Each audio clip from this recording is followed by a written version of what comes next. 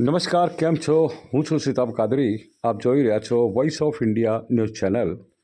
આદ્યશક્તિના અંબાજીમાં ભક્તિ અને આસ્થાનો મહાસંગમ સર્જાશે.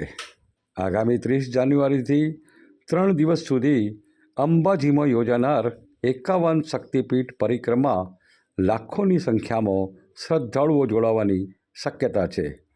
પાલખી, ત્રિશૂલ અને જ્યોતયાત્રાઓ સાથે અંબાજી ભક્તિ રસમાં ડૂબી જશે. આવતીકાલથી શરૂ થતા શક્તિપીઠ પરિક્રમા મહોત્સવનું ભવ્ય આયોજન કરવામાં આવ્યું છે. 51 શક્તિપીઠની પરિક્રમાઓ શ્રદ્ધાળુઓ અને પરિક્રમા માર્ગ પર દેશ વિદેશમાં આવેલા 51 શક્તિપીઠોની આબેહૂબ પ્રતિકૃતિઓ બનાવવામાં આવી છે.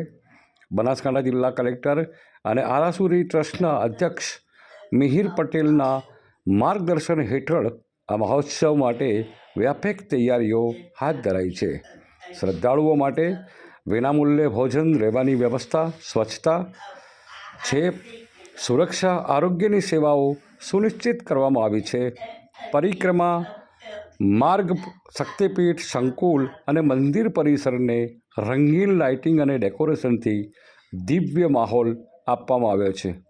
રાત્રે આખું અંબાજી ઝગમગતું નજરે પડશે, જે શ્રદ્ધાળુઓને અનોખો આધ્યાત્મિક અનુભવ આપશે. મહોત્સવને લોક સંસ્કૃતિનો રંગ આપવા માટે પરંપરાગત આદિવાસી નૃત્ય, ઢોલ, નગારા અને લોક કલાકારોના કાર્યક્રમો યોજાશે. ભક્તિ અને લોક સંસ્કૃતિનું આ સંગમ અંબાજીને વિશેષ રૂપે આકર્ષણનું કેન્દ્ર બનાવશે. 30મી જાન્યુઆરીએ પાલખી ધજાયાત્રા, ભજન સત્સંગ, 31મી જાન્યુઆરીએ ત્રિશૂલ યાત્રા, પાદુકા યાત્રા, શક્તિ યાગ અને 1 ફેબ્રુઆરીએ જ્યોતયાત્રા, ચામર અને મસાલ યાત્રા સાથે સમાપન. ભક્તિ, આસ્થા અને લોક સંસ્કૃતિનો સંગમ સાથે અંબાજીમાં યોજાનાર આ મહોત્સવ શ્રદ્ધાળુઓ માટે સ્મરણીય બની રહેશે. મોટી સંખ્યામાં મા અંબાના ભક્તો દેશ અને વિદેશથી અને સમગ્ર દેશમાંથી આ સંગમમાં જોડાવા માટે આવશે. તેની સંપૂર્ણ તૈયારીઓ વહીવટીતંત્ર દ્વારા કરવામાં આવી રહી છે. તમામે તમામ વ્યવસ્થાઓ આવનાર ભક્તો માટે કોઈપણ જાતની તકલીફ ન પડે તે માટેની તમામે તમામ સુવિધાઓ અત્યારે ઉપલબ્ધ કરવામાં આવી છે. તેની તડામાર તૈયારીઓ ચાલી રહી છે. લોકો આ ભક્તિ અને આસ્થાનો મહાસંગમ ખૂબ જ આતુરતાથી રાહ જોઈ રહ્યા છે, જે આવતીકાલથી આનો શુભારંભ થશે. બનાસકાંઠા જિલ્લા કલેક્ટર અને આરાસુરી ટ્રસ્ટના પ્રમુખ માનનીય કલેક્ટર મિહિરભાઈ પટેલના હસ્તે શુભારંભ કરવામાં આવશે. મા અંબાના દર્શન કરવા લોકો અત્યારે થનગની રહ્યા છે અને આ 51 શક્તિપીઠની જે પરિક્રમા અને અત્યારના જે દ્રશ્યો છે, અત્યારથી જ લોકો અંબાજી તરફ આવવા માટે નીકળ્યા છે. મોટી સંખ્યાના અંદર માઈ ભક્તો અત્યારે અંબાજી તરફ આવવા માટે રવાના થયા છે. દરેક યાત્રિકોને કોઈ પણ જાતની તકલીફ કે અસુવિધા ન પડે તે માટે ખૂબ જ દેખરેખ રાખવામાં આવી છે. ચાંપતો પોલીસ બંદોબસ્ત પણ ગોઠવવામાં આવ્યો છે અને વ્યવસ્થા તમામે તમામ જાતની પૂર્ણ કરવામાં આવી છે.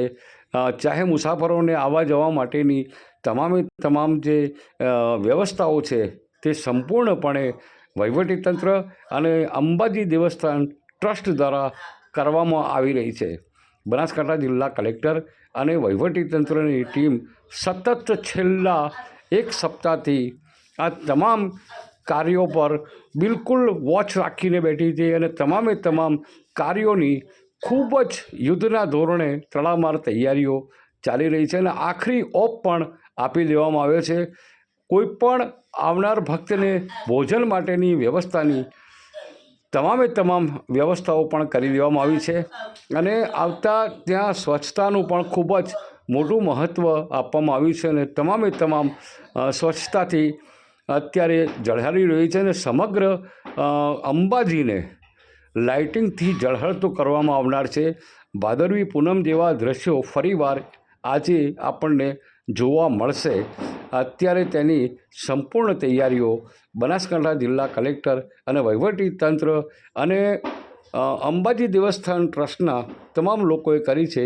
સાંભળો બનાસકાંઠા જિલ્લા કલેક્ટરને. Okay sir. આવતીકાલે 30 જાન્યુઆરીથી અંબાજી ખાતે શ્રી 51 શક્તિપીઠ પરિક્રમા મહોત્સવ શરૂ થવાનો છે. અંદાજિત સવારે 9:30 વાગે ઇનોગ્રેશન કાર્યક્રમ છે એની શરૂઆત થશે. સમસ્ત ગુજરાત સહિત ભારતમાં વસતા લાખો માઈ ભક્તોને આ પવિત્ર 51 શક્તિપીઠ પરિક્રમા મહોત્સવમાં પધારવા માટે આમંત્રણ આપું છું. સાથે સાથે ગુજરાત સરકાર, જિલ્લા વહીવટીતંત્ર અને આરાસુરી અંબાજી માતા ટ્રસ્ટ દ્વારા પણ માઈ ભક્તો માટે તમામ પ્રકારની તૈયારીઓ કરવામાં આવી છે. 20 કરતાં પણ અલગ અલગ પ્રકારની વધારે વિવિધ સમિતિઓની રચના કરવામાં આવી છે. બસ પાર્કિંગ, નિઃશુલ્ક ભોજન, સ્વચ્છતા, ગબ્બર મેનેજમેન્ટ વ્યવસ્થા, આ ઉપરાંત ગબ્બર ઉપર વિશ્રામો, ભોજન માટેની વ્યવસ્થા જેવી તમામ વ્યવસ્થાઓને અત્યારે આખરી ઓપ જે છે એ આપી દેવામાં આવ્યો છે. અને આવતીકાલે માનનીય મંત્રી શ્રી પ્રવીણભાઈ માળીની અધ્યક્ષતામાં શ્રી 51 શક્તિપીઠ પરિક્રમા મહોત્સવનો શુભારંભ કરવામાં આવશે.